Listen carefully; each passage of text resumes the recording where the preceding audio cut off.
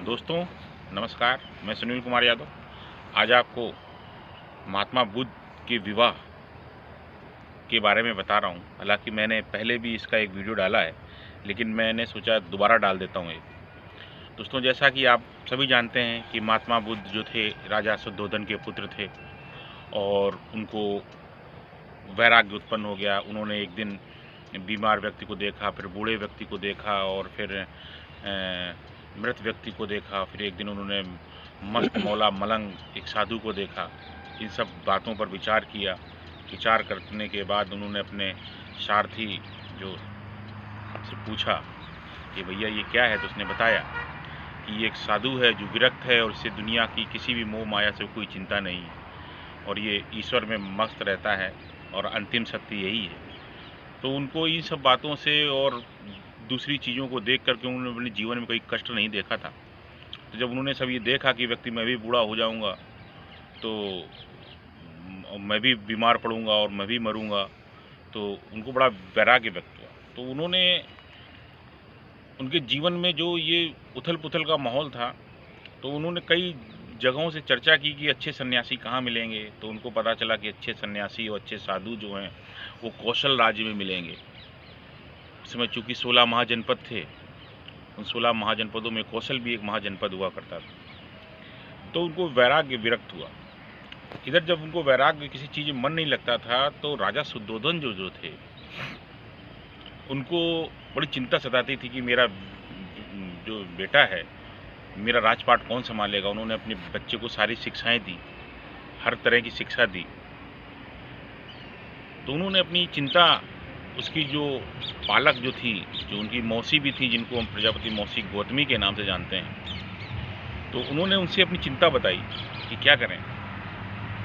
कहीं वो आशिक राजा जो भविष्यवाणी करता था कालयवन, कहीं ऐसा तो नहीं होगा कि ये कहीं साधु बन जाए।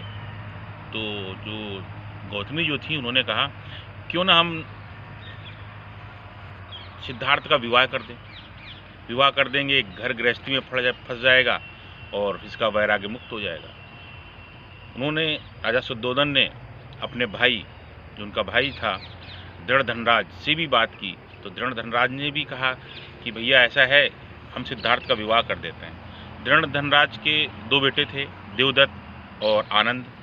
आनंद उनका शिष्य हुआ बाद में महात्मा बुद्ध का, और देवदत्त जो था हमेशा प्रतिद्वंदी मानता रहा सारे जीवन गौतम बुद्ध को। हालांकि बाद में वो भी उनसे दीक्षित हो गया। तो इस बात की चर्चा उन्होंने की। तो उन्होंने दृढ़ धनराज ने भी कहा राजा शुद्धोधन की बात को। फिर दृढ़ धनराज ने, जो उनकी बहन थी, तो उन्होंने अब जो उनकी बहन थी पमिता से कहा कि क्या करें। तो पमिता के जो पति थे दंडपाणि, उन्होंने कहा कि इसका विवाह ही कर देते हैं। तो विवाह करने के लिए क्या हुआ कि दंडपाणि जो थे कोलीय राजा थे, और शुद्धोधन, इनके राज के बीच में एक नदी बहती थी जिसका नाम था रोहिणी। रोहिणी नदी पर इन्होंने कहा कि एक प्रतियोगिता करवाते हैं और उसमें सभी युवकों को बुलाते हैं, जिसमें घुड़दौड़ हो, रथ दौड़ हो, तलवारबाजी हो, मल्ल युद्ध हो, और इस प्रतियोगिता का आयोजन किया जाए और उसमें यशोधरा को भी बुलाया जाए। यशोधरा उस समय की सर्वश्रेष्ठ सुंदरी मानी जाती थी। यशोधरा जो था बहुत सुंदर थी और सभी युवक चाहते थे कि हमारा विवाह उसके साथ हो। तो यशोधरा भी वो जो प्रतियोगिता थी उसमें उसको देखने के लिए आई, और ये हुआ कि जो भी इस प्रतियोगिता को जीतेगा, उसको यशोधरा जो है वो पुरस्कृत करेगी। प्रतियोगिता हुई, क्योंकि सिद्धार्थ हर कला में प्रवीण थे, राजा के पुत्र थे, उनको हर तरह से शिक्षित किया गया था, उनको हर तरह से दीक्षित किया गया था। तो परिणाम स्वरूप उस प्रतियोगिता में, जिसमें लगभग 500 युवकों ने भाग लिया था, सिद्धार्थ प्रथम रहे। और यहाँ ध्यान देने वाली बात है कि जो देवदत्त जो थे, जो उनके चाचा के लड़के थे दृढ़ धनराज जी के, वो इस प्रतियोगिता में दूसरे स्थान पर रहे। तो उनको बड़ी ग्लानि महसूस हुई। ग्लानि उस समय भी महसूस हुई जब यशोधरा आई और उन्होंने सिद्धार्थ को सफ़ेद हाथी भेंट किया, और एक मिनट के लिए भी यशोधरा ने देवदत्त की तरफ देखा भी नहीं तो उसको बड़ी ग्लानि महसूस हुई। तो उसका जो क्रोध था इतना बढ़ गया कि उसने सफ़ेद हाथी जो था उसके मस्तिष्क और सूंड के बीच में जहाँ ध्राणपिंड होता है उसने जोर से एक मुष्टिका मारी, जिससे हाथी बेचैन हो गया। बाद में सिद्धार्थ ने उस हाथी को सहलाया, प्यार से पुचकारा तो वो हाथी जो था वो खड़ा हुआ और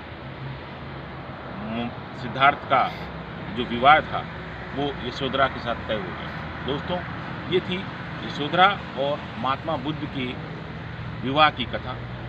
अगर आपको अच्छी लगी हो, जानकारी अच्छी लगी हो तो मेरे चैनल को सब्सक्राइब करें, लाइक करें, दूसरों को ज़रूर भेजें।